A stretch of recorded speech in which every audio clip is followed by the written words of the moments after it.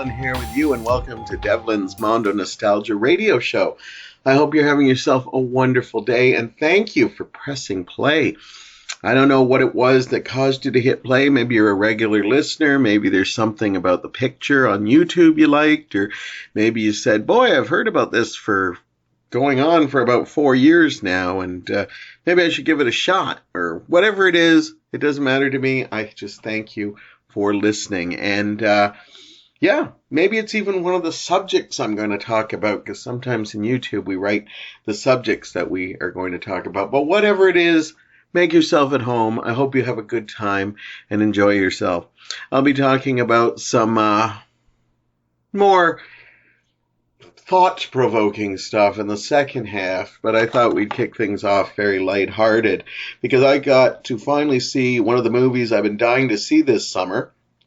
And in this jam-packed year of blockbusters, or movies they tell us are going to be blockbusters, but so far this movie season has produced probably more disappointments than it has actual blockbuster hits. I wanted to see a little film called Rocketman. It's the autobiography of Elton John, and it was directed by Dexter Fletcher, and it stars Taron Egerton, Jamie Bell, and Richard Madden, and Bryce Dallas Howard, to name but a few. And I've always been an Elton John fan, and I don't know why I was so eager to see this. When I first saw the first teasers, it just looked amazing, and maybe I was on a Bohemian Rhapsody high, because for those of you who are regulars, you know Bohemian Rhapsody was my favorite movie of last year. So I was just eager to get more stuff. And this movie looked amazing. I didn't even know what to make of it, because there were so many fantasy elements in it, just from the trailers. So when I finally got to see it, it was so awesome that it lived up to everything I wanted. In fact, it maybe even went a little further than that. Rocketman is a beautiful, well-done film, and does something that people seem to want from autobiographies. When they do these movie biopics, they tend to, follow a certain trope. And, it's somebody's life story. So basically, you have to hit certain beats. And usually the best ones, I hate to say it, usually are, major success. And then that's when the troubles start, whether they're financial troubles, drug use, alcohol. I hate to say it, but most of the best ones usually like that. And then there's usually the decline. And then in most of them, not all of them, there's usually some kind of comeback or something like that. It could be anything. There could also be a sickness in there. But, people used to complain about this. But to me, when you're doing a biopic, I don't see how you can complain about, well, the story just seems like it's the story. Well, it's a person's life story. Of course, it's just going to feel that way. You can't just add aliens or like Godzilla coming and taking over the city. You got to follow it pretty faithfully. I'm also not too... Some people don't like when they take things out of order. I remember watching Bohemian Rhapsody, and there's a couple of major things that are taken out of order, but one actually almost jarred me. But because I was enjoying the movie so much, I just threw it. As a storyteller myself, I know that there are times that you have to, downplay certain parts of the story and make some parts of the story over the top in order to tell a good story. Sometimes you have to move things and change things around in order to get a good story. So as a storyteller, I've never been bothered by that. But Rocketman takes it to a different level, because I've never seen anything like this. I think one of the reviewers I used to watch said that this was going to be compared to Bohemian Rhapsody because they're so close together. But this is kind of Bohemian Rhapsody meets Moulin Rouge, because there is a musical element in this. And that is something that I can't personally recall being in one of these biopics before. And when I'm talking about, biopics are musicals. But what I'm talking about is it's not just, here's a bit of his life. This is a song that came out around this time. Here's a bit of his life. Here's a bit of his life. And the characters now sing a song that's in his life. It doesn't even have to be a song that came out around that time, just a song that person wrote. Now, this stuff is used quite often in like stage plays or Broadway musicals of, people's life. But I've never seen it played out on the big screen like this, and it works incredibly well. The director in this, Dexter Fletcher, you may have sort of heard his name before. Bohemian Rhapsody last year was directed by Bryan Singer, but I won't go into the horrible details, but of course he became on the blacklist because of accusations that occurred to him, and Hollywood just kind of tossed him aside, and so did the movie company who was doing Bohemian Rhapsody. Dexter Fletcher is actually the guy that came in to finish the movie. Now, when Bohemian Rhapsody was released, Bryan Singer had directed the majority of it, so his name was on the credit, but the stuff that wasn't in there was directed by Dexter Fletcher. So this was our chance to see Dexter Fletcher take a whole movie of his own and make his own biopic, and he does an incredible job. As I said, once you get past the whole, and it is jarring at first. I even knew that the music was all sung in this, but it's jarring when you first see it, but it doesn't take long for you to forgive and forget because it's just so enjoyable, and Elton's music is so incredible. All the performances in this are also top-notch. Taron Egerton is incredible as Elton himself. I have loved this young man. He's been in the Kingsman movies. He's been in Eddie the Eagle. He was in Robin Hood, which I think I was one of the only people who liked that remake. I didn't love it. I just thought it was really enjoyable fun. But I've always had a bit of a crush on him. I think he's a great actor. And I think people are going to really see it. He doesn't do it just an impersonation of Elton John. He loses himself in the character. So when you watch this movie, you don't see some guy playing Elton John. You see Elton John as a full-fledged character. And Taron brings so much of that. The other thing is Taron does all his singing in this. And he learns to sing like Elton John, but there are parts you can tell that he can't hit certain notes. But it doesn't matter because it still doesn't change how you feel about the characters. Jamie Bell, who's always brings it. Ever since I saw him in Billy Elliot when he played the title role, he has just been, every time he's in something, even if it's not a great movie, you can always tell he's there. And he plays his writing partner, Bernie Taupin. And that's my favorite relationship in the movie because it's an unusual friendship. But it's also like the way they put the music together. I remember when I actually listened to Elton John and I heard that Elton didn't actually write the lyrics. It was Bernie Taupin that did all his lyric work. Elton did the musical score. I was actually shocked because every time I listened to it, I thought that was Elton. But I was a young man. But now I have so much respect for Bernie Taupin and Elton John's collaboration. Bryce Dallas Howard is really good, almost unrecognizable as Elton's mother. And Richard Madden, I hope I'm getting that name right.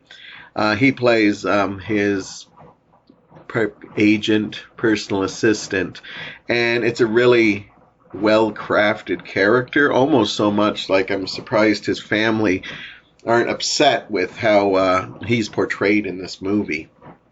Now, they take liberties.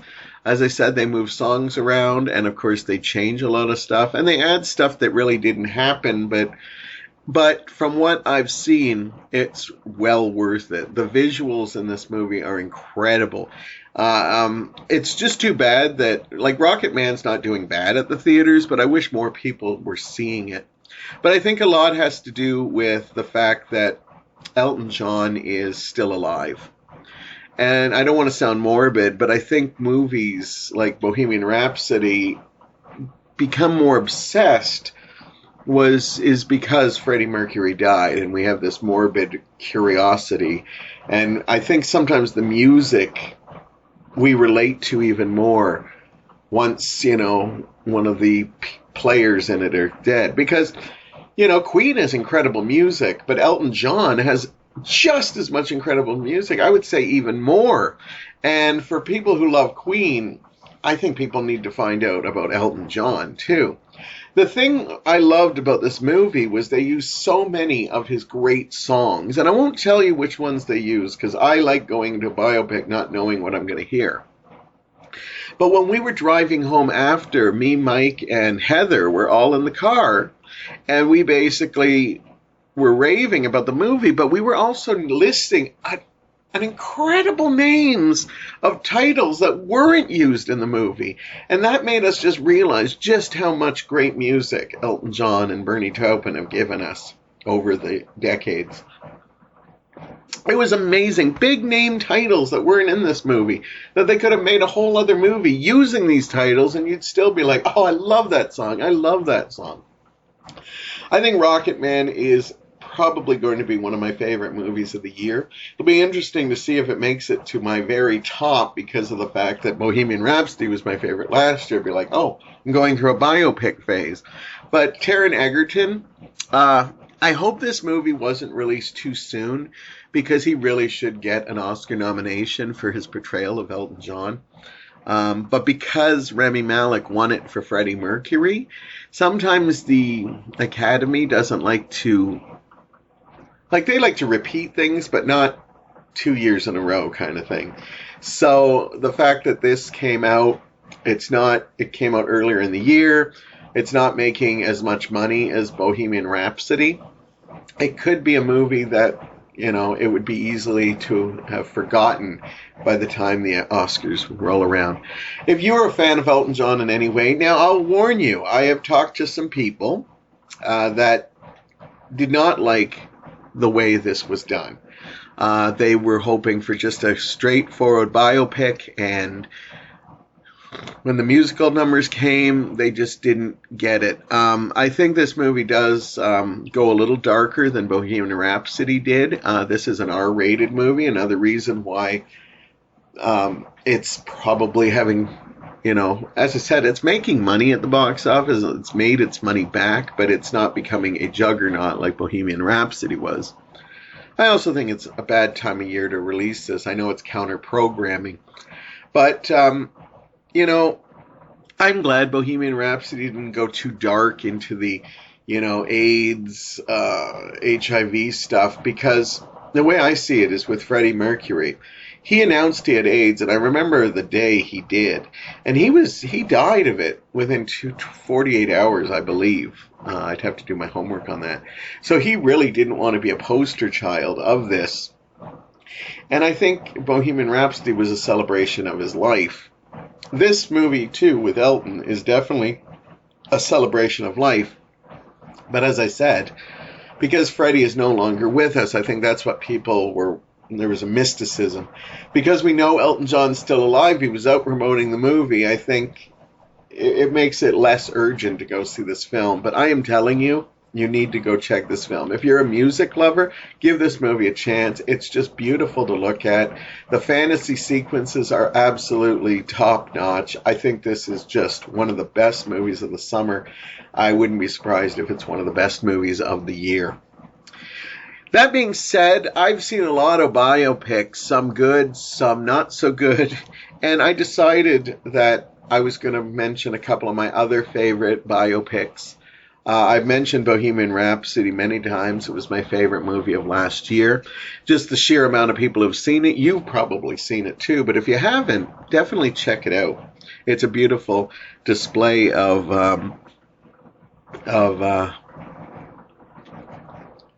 their classics and well put together. I know Bryan Singer has done some horrible things and been accused of a lot of things, but he should get some commending of putting together a well-crafted movie. So here's a couple of other biopics besides Rocketman and Bohemian Rhapsody that you might want to check out. Walk the Line, the Johnny Cash story, I guess also the June Carter Cash story. This is Reese Witherspoon and Joaquin Phoenix. Of course, Reese went away with an Oscar for this. It's a really great film. I didn't know much about Johnny Cash except his music, and it's just a well put together film. Definitely check it out. It was up for many Academy Awards, and it is really a really great film. What's Love Got to Do with It? The Tina Turner story, played by Angela Bassett. Another great film. Now, this one is pretty standard in some ways, like it follows the story A to Z, but it's such a compelling story, and Angela Bassett does an incredible job. Lawrence Fishburne, I believe I'm getting right, does a creepily frightening portrayal of Ike Turner, and definitely does not hold back on the domestic abuse emotionally and physically that Tina went through. And it's a great movie that follows her to her ultimate comeback. And remember how I just said about a biopic is kind of like, this is what they're going through and then they have a comeback. This is a perfect example of that. You see her humble beginnings. You see her become a superstar. You see her dealing at the top of her game. She's dealing with, violence from her husband. She's like the top of her game, and then this happens, and then her downfall, and then her comeback in the 80s, of course, with What's Love Got to Do with It and all the other massive hits she became even bigger than she was in the 60s. La Bamba is the story of Richie Valens. It's also one of the best portrayals of the night the music died, they call it, the day the music died. Richie Valens only had a couple of minor hits on the charts, but this is a well-rounded story. Lou Diamond Phillips takes the role. They take liberties, and this movie's a little hard to find, but if you can find it, it's a very entertaining film, and it's a great film because of the fact that he had Latino background, and he would have probably become really huge if he didn't die in that fatal plane crash that also took Buddy Holly and the Big Bopper. And it's just mind-blowing how big he could have gotten. And when you talk about the 60s and, Hispanic, it would have been an incredible journey to see how well he went. Also in that case, Selena with Jennifer Lopez. It's kind of a dark story, and if you know anything about the Latin singer Selena, it's a sad, tragic story. Now, she was just starting to cross over to the more North American market, but she was a huge Latin sensation, and she was just had her first couple of English language hit singles, and her life was taken tragically. And I won't tell you that one, but if you know how she died, it's just mind-blowing. Straight Outta Compton. Saw this a couple years back. Didn't know anything about, I can't even think of the group. OPP? No, that's not right. NWA, I think. Yes. This is a great movie. It taught me a lot. And it is just a well put together film. And even if you're not a big fan of hip hop and rap, it's still an interesting story about a group that did so much with for hip hop and rap and that whole community, and definitely worth a look at. If you can get your hands on it, it was a mini series and it was incredible. The Jacksons' American Dream. This was a huge undertaking, and I want to say it ran something like 4 nights or 5 nights.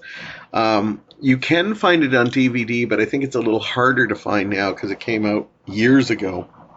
But this takes a look at the Jackson family. It highlights mostly Michael, but this came out, at the peak of, Thriller and Bad and all that stuff. So it's no surprise that it's going to concentrate on it. Now, I believe the Jackson family probably has more skeletons in their closet than pretty much any family in the music industry. And so they deal with some of it. But because this was kind of watched over by the Jackson family, you obviously don't get to see a lot of those skeletons. But a lot are hinted at, and it's a really interesting story to see, a family where, they were brought poor, and then one day the father realizes they're, kids have talent and just kind of pushes them to the brink. And the Michael part of it is absolutely tragic and sad. As I said, they don't delve into the real darkness, but they open up enough windows that you can see into their life and make lots of speculation. I was actually quite surprised, being the fact that the Jacksons had a hand in making this, how deep it did delve. But you'll need a couple of days to watch this, or if a rainy day. I remember a rainy day, Mike and I binge watched this, and it was just like, couldn't take our minds off of it. One of my all-time favorite biopics, in fact, it might be up there with Bohemian Rhapsody as one of my favorites, and maybe even Rocketman, is The Coal Miner's Daughter. I saw this in 1980. I would have only been about 12, and I was obsessed with it. I saw it in theaters 3 times. I knew country music. My mother listened to it, and my older brother did. But I wasn't really... The only thing I knew about Loretta Lynn, I think, at the time was she was on The Muppet Show. And when I saw this movie, I absolutely fell in love with this character. Sissy Spacek won an Academy Award for this movie, and quite deserving. I think Tommy Lee Jones was worthy of an Oscar as well in this movie. The Coal Miner's Daughter is just a well put together thing. And this was a rare case because this was a big hit movie, but it only deals with half of Loretta Lynn's life. Loretta Lynn is still alive, and I don't know. I always thought it'd be interesting if they did a sequel with the second half of her life, but you're getting into some more stuff. If you know anything about Loretta Lynn, she got into some quirky stuff that would be, I'm not saying it wouldn't be interesting, I would just say it would be a little bit hard to take. Since this movie is so well crafted, if you don't know anything about Loretta Lynn, you've got to check this one out. Basically, she married really young and had a ton of kids, and her husband realized she could actually sing even though she was this shy country girl, and he just forced her into it. And then she wound up falling in love with doing it. But as she was getting successful, her husband just hated that he was always off on the sidelines. It's a really interesting impact to see. And Sissy Spacek going from the sweet, mousy girl, to this, woman who, like Loretta Lynn, people think of her just as a country singer, but she wrote so many, songs that were women empowering, stuff like The Pill and Rated X, and, You Ain't Woman Enough to Take My Man. She was doing feminist songs before, that people were like, hey, that's a feminist song kind of thing. And it's an incredible story to see. Definitely check it out. A couple of other ones. I love The Doors. I know Oliver Stone gets a lot of trouble for being over the top and dramatic, and I believe The Doors did not like this movie. I think this is a phenomenal movie. Visually, it's absolutely stunning, and it's just mind-blowing. And Val Kilmer, I think one of his best performances is his performance of Jim Morrison. I was obsessed with this movie when I saw it, and became obsessed with the Doors. I had to listen to every Doors song I could find. I needed to know more about them. It's a phenomenal movie, and it's definitely worth checking out. Another one I definitely want to talk about is Backbeat. There's a lot of great Beatles movies out there. Nowhere Boy is a really good one, but my favorite is Backbeat. And ironically, this is a movie that actually takes a look at the life of probably a Beatle that you didn't even know was a Beatle. When you think of the fifth Beatle, a lot of people think it could be George Martin. Other people remember Pete Best, who was the original drummer. But this movie is all about Stu Sutcliffe, who is actually an original member of the Beatles, but left before they were successful. He was a young man that would go on to become an artist and actually live a very short life. But this is such a lovely story. They turned it, I believe, into a musical recently for Broadway. The thing I love most about this is the friendship between Stu and John. And I remember when it came out, I believe Yoko and Sean Lennon and Julian Lennon were not big fans of this movie, because there were hints of almost like a love story between Stu and John. Now, they don't go into that detail, but there's definitely a love there. And I think that kind of bothered them a bit because it made it seem like they were hinting that John Lennon might have been bisexual. I think it's a beautiful film. If you get your hands on it, definitely check it out. Couple more. It's not an official biography, but 8 Mile with Eminem is pretty close to his life story. The names have been changed to protect the innocent, but he has even said this is the only movie Eminem ever did. If he did another one, it was probably just a cameo or something. It's really too bad. It's a great film. I just rewatched it with my nephew last year, and Eminem is got a chemistry. Like, he has a chemistry when you see his music videos, but he would have been a really great actor. I guess for some reason he just didn't want to do it. 2 other small ones. Behind the Candelabra. The Story of Liberace, played by Michael Douglas, and Matt Damon playing his boyfriend. When they told me Michael Douglas was going to take on the role of Liberace, I couldn't imagine it. And then he got a lot of acclaim. This was a TV movie, and I believe he won. I think he might have won a Golden Globe for this. But when I actually saw Michael Douglas playing Liberace, an older Liberace, obviously, he's actually really great. It's just, when I see Michael Douglas, he's very masculine, and he's very... So when I saw him play him with a little bit more of a flair and stuff, it's a great performance. And Matt Damon and him have an incredible chemistry. You can tell they probably had a lot of fun on the set. There's so many more I'd like to talk about. There's a couple of Elvis ones that are really good, but the last one I'll leave you with, I saw it a couple of years ago. It's a bit uneven, and a lot of people didn't get to see it, but it's a musician I absolutely love, and I think he needs more recognition. It's Chet Baker, and Ethan Hawke produced, I believe, maybe I'm wrong, and starred in the movie Born to be Blue. It tells the life of Chet Baker trying to make a comeback after his life fell apart because of alcohol and drugs. And I've always been a Chet Baker fan. He's one of my favorite jazz performers.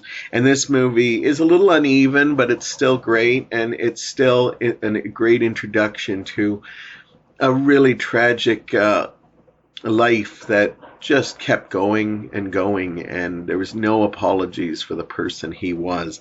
Anyhow, I could talk about biographies forever, but those are some of my favorite music biographies. And after you've run out and saw Rocketman on my review, please check out some of these other ones and maybe make a night of it, you know. Here's a couple of country ones, here's a couple of pop ones, here's a couple of rock ones. Be a lot of fun. Anyhow, I'm going to take a short break. Then I'm going to be talking about, I'll talk about something. It's a little more heavy-handed and stuff, but I got to get my thoughts in order. So this is a good time for an intermission. So go take a bathroom break, grab some snacks, grab a beverage. I will be back in just a few short seconds, minutes, depending on how much Corda puts in here. I'll be back with my second part of the podcast.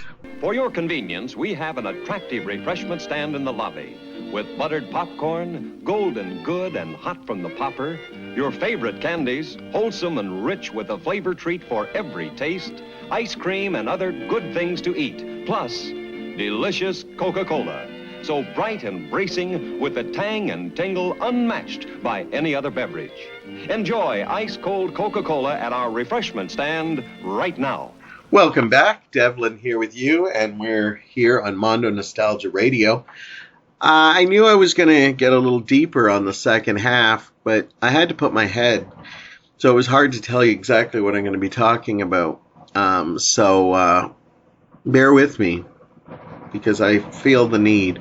Every once in a while, a topic comes up, and I feel the need it has to be addressed. So this is going to go off into a tangent. I'm going to start it off, though, with something very unlikely for me, since I'm not a big sports fan, but I'd like to congratulate the Raptors on their NBA win. It was a history-making thing. As you know, they were the first... This is the first time the Raptors won the NBA championship, and it was well deserved, and it was great to see. It was history in the making, seeing Canada back in the spotlight for something that we had never been famous for. Although if you watch that Heritage Minute thing where it was a Canadian that invented basketball, so it was kind of nice that we finally won something in the basketball realm, since we apparently had something to do with its creation. Now, one thing I don't like about sporting events is after the Raptors won the night of, there was some rioting. In fact, there was some damage to a police car, and things got a little out of control. And although when they also had the parade home, there were gunshots. In fact, I believe two women were shot, but not fatally. They were going to survive. And then it caused people to be trampled. Now, I know a lot of that can be about the fact that they had overcrowding and they just didn't have enough time to prepare for this event. But what I always see on Facebook it's really sad, is that you see all this happiness on Facebook, and I'm not the kind that, like, oh, look at all this sports crap on my thing. I kind of like it. I get the excitement for it. I understand why, some of the fans who were there when they were not doing so well and still there when they win. I even get the people that jump on the bandwagon, just because they want to cheer on something. I don't belittle any of those people. And I understand. I have a passion for movies and music. And so I get a passion for sports. I'd rather a passion for sports than like a passion for something hateful or something that harms people. So, I'm all for it. But then after, when the riots start making the news and, people trash things, you start getting Facebook filled with people posting about how these aren't the true Raptor fans. These are not the true Raptor fans, and we should remember that. These are just people who want to get drunk and trash stuff. And they use this for the reason. Now, I agree with all that. I totally agree. I think the true fans, they just want to, wave flags, yell a lot, drink, party with other fellow fans. And then there are these unruly ones that are just use anything for excuse to let's go damage a thing. Let's go shoot a gun and cause a stampede. I agree. These people are not true fans. But it's funny how quickly the fans go to the defense to say, well, it wasn't us. We're true fans. And I agree. And I'm glad you do that. Where I'm going with this is recently at Hamilton Pride, there were a group of protesters. And, this is Canada with free speech, so protesters are allowed as long as it doesn't get physical. So the protesters were out there, just a small group of them. And, they had their signs, Jesus hates you and all that kind of stuff. And there was a gay coalition that basically had big black banners that they could put up so the people going to the Pride Fest couldn't see the signs and wanted them to let it go. Now, the police don't usually get involved until something happens, and unfortunately something did happen. Now, I wasn't there, so I'm only going by hearsay, but words got heated, and then one of the people who were attending Gay Pride basically got punched in the nose, and I believe their nose was broken. And then police came in. Now, this is where I came in, because I remember coming to the Pride Fest, and a whole bunch of police cars showed up with the paddy wagon. And I have to say that even though it's sad that the police can't get involved before this, they handled the situation like they got it cleared up pretty quick, because about 10 minutes later, I was at the Pride Festival.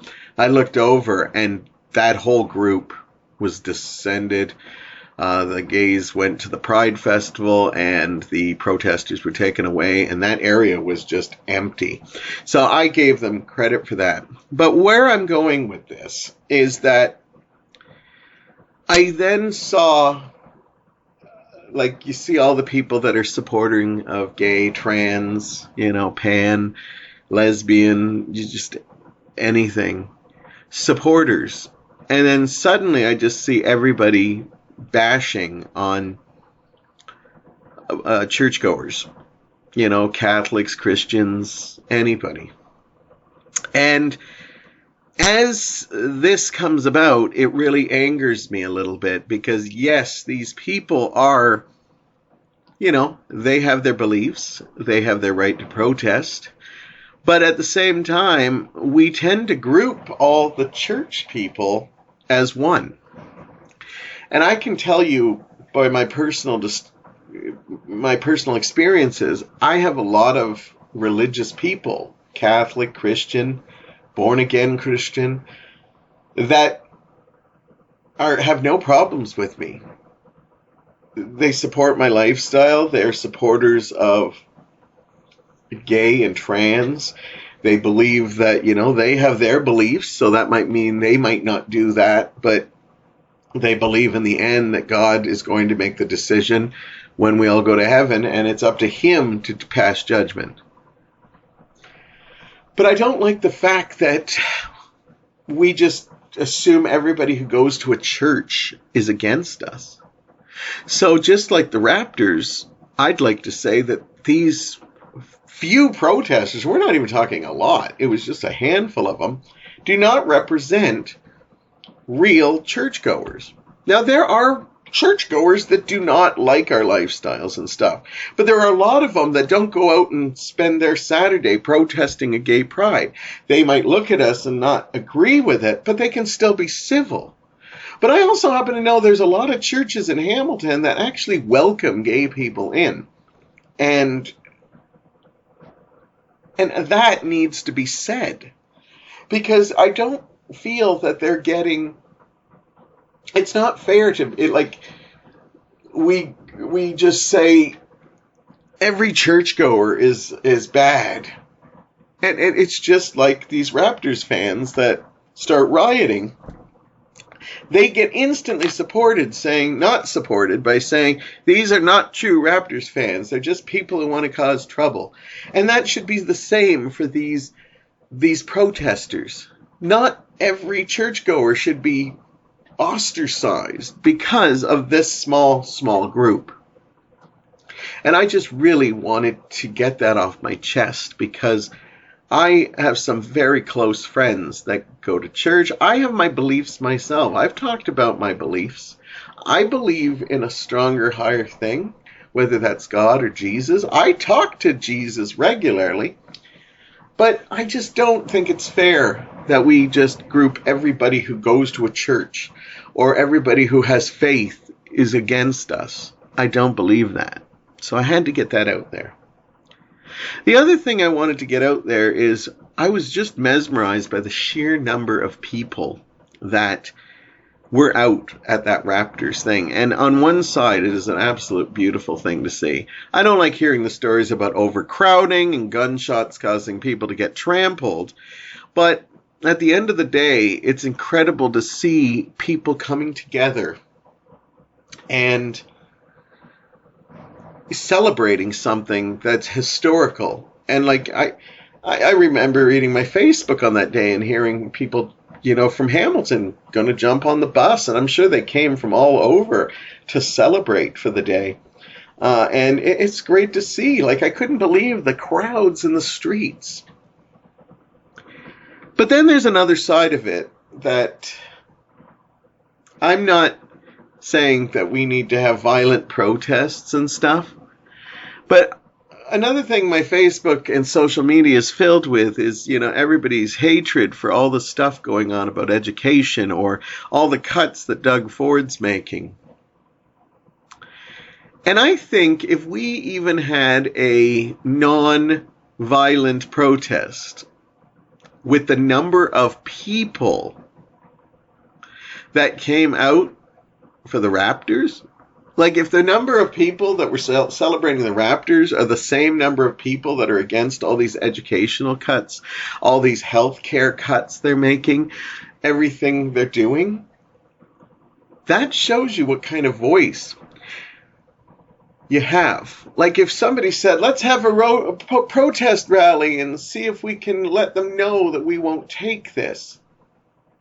Yes, there's a good chance it won't have any effect. But there is a chance that if we had the numbers of the people that went out to the Raptors support, I think it would make people at least look and say, you know what, we're outnumbered here. You know, we need to keep in mind these are also going to be voters.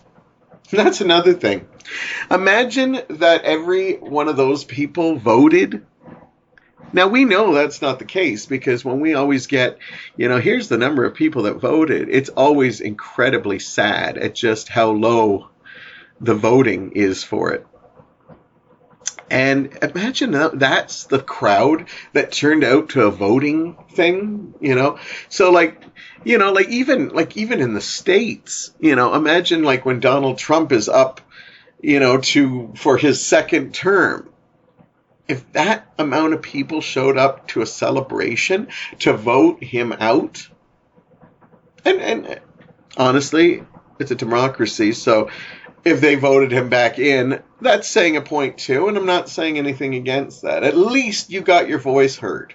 And then we'd know what the real moral majority is. It's actually kind of sad when you look at the voting and see just how many people turned out to vote. It's almost a little over half. It's embarrassing. 100% can vote, and sometimes it's as low as like 52. 53. It might have even been lower, but that would just depress me, so I'll try not to. The statistics are staggering. And I know so many people that don't vote that say, well, it's just one vote. Do you know how many people say it's just one vote? If everybody who said it's just one vote voted for one particular thing, that could affect an election. There are elections around the world where some people only needed a few votes to tip the scale. Yes, that can work in a bad way too, but at least we get the voice of the moral majority and not the voice of the half the moral majority. So when I see these celebrations of the Raptors, my heart grows warm to see, oh, look at that. People are showing up. But then it also saddens me because if the same amount of people in this were doing that, we would get things would be different. The problem is we become too relaxed, too cushy. You know, yes, we complain like, oh, Doug Ford's doing that now, Donald Trump's doing that now, but it doesn't matter. If we're in a good place, we don't feel the need to do that. You know, after the protesters at the Gay Pride, I saw so many people saying, you know, we got to work on dealing with this. I saw a friend rally saying, you know, get involved. And I admit, I'm a person that doesn't always get involved. I want to consider changing that. But the truth of the matter is if we all said that, and we all said, let's get involved, but all you heard was complaining and whining, and then this woman wanted to just take action. Let's make a group. Let's find out where these people are going to protest and make sure that, you know, we let them know this isn't going to happen. But as soon as that happened, all the complainers and whiners, and they weren't there to say, yeah, I'll lend my support. And I'm taking my part in this too. Because I certainly didn't, but I definitely, obviously gave me food for thought. What I do want to take from the Pride Festival is that Hamilton Pride had more people there than I've ever seen. I remember going to my first Pride probably way over 2 decades ago, and it was just a very small affair.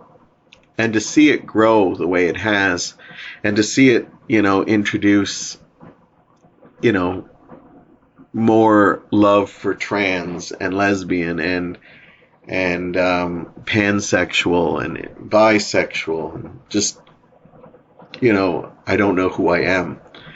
I think it's great that we include all of that, and they have their own things. But in some ways, we're also getting too many labels, I believe.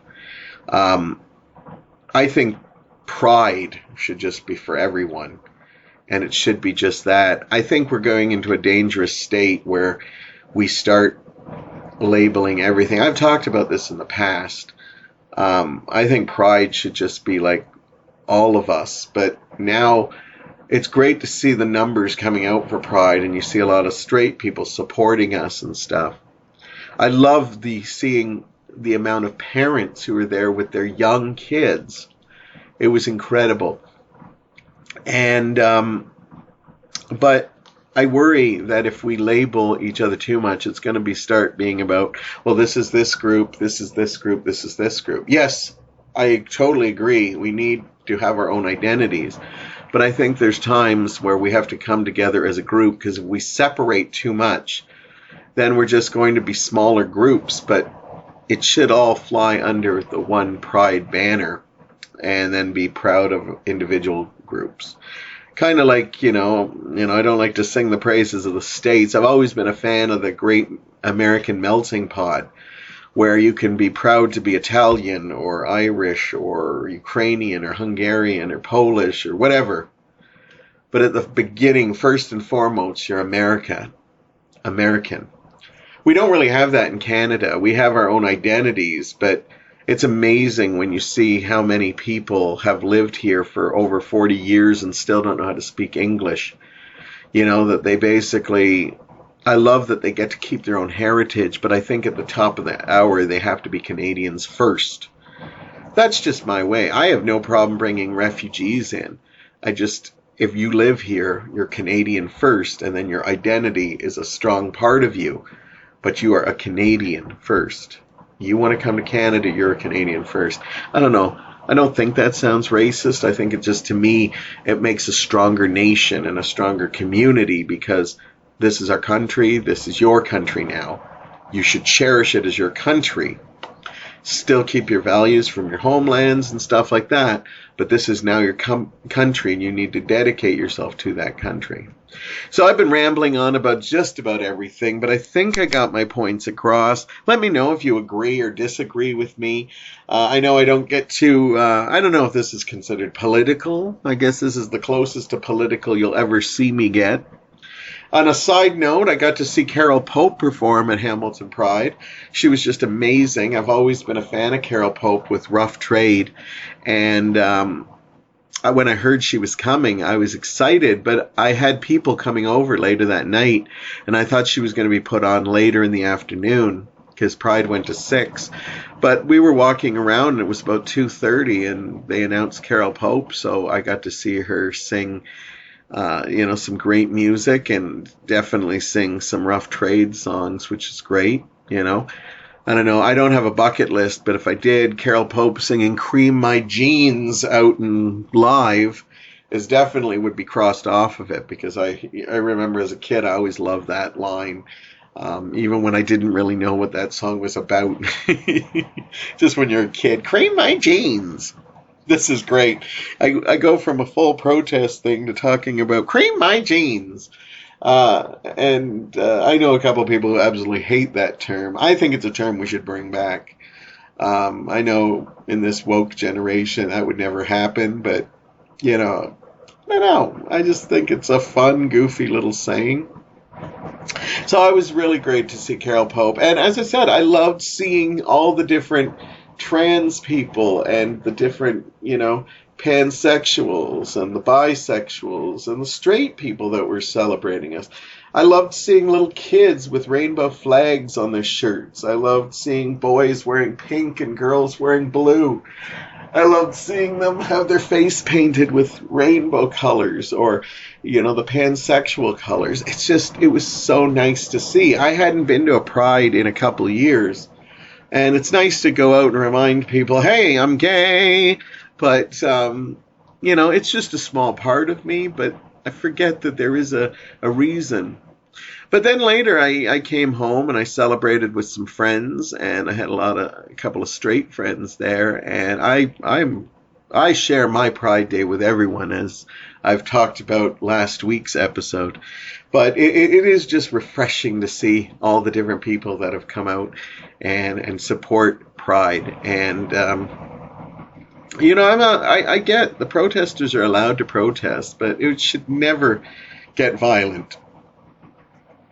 And I hope that's something that we see the end of at some point. I don't know. I personally don't think I'll see it in my lifetime, but I've certainly seen exchanges.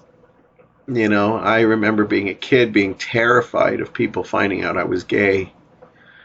And now seeing young people just being so alive with it is so... I can admit as an old guy that melts my heart a little bit. As an old guy, I always believe I can teach these young whippersnappers about anything.